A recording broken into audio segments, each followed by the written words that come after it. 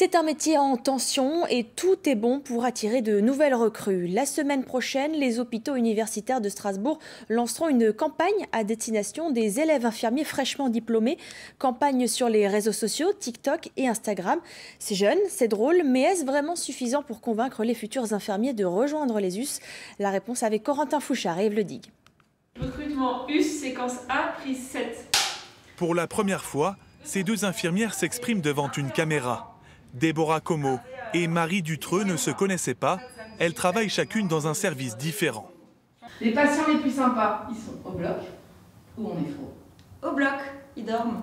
Mais ensemble, elles racontent leur quotidien pour une campagne de recrutement sur les réseaux sociaux. Qui fait le meilleur café? C'est en néphro ou au bloc?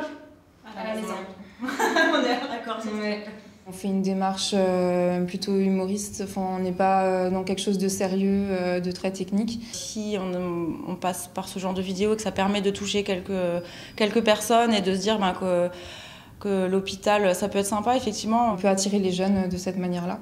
Attirer de jeunes infirmiers, c'est l'objectif des hôpitaux universitaires de Strasbourg qui connaissent de grandes difficultés pour recruter. Alors pour séduire les étudiants, l'établissement a fait appel à une agence de communication.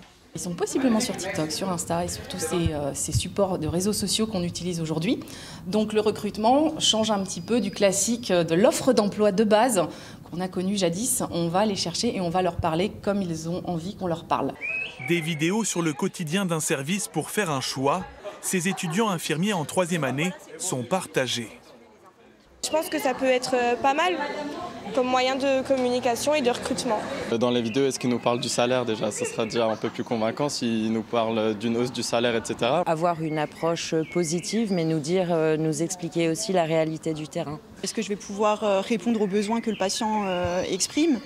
Et c'est tout ça qui m'intéresse. C'est pas forcément le meilleur café ou la meilleure ambiance. Est-ce que je vais rigoler, même si ça participe également à notre confort de travail?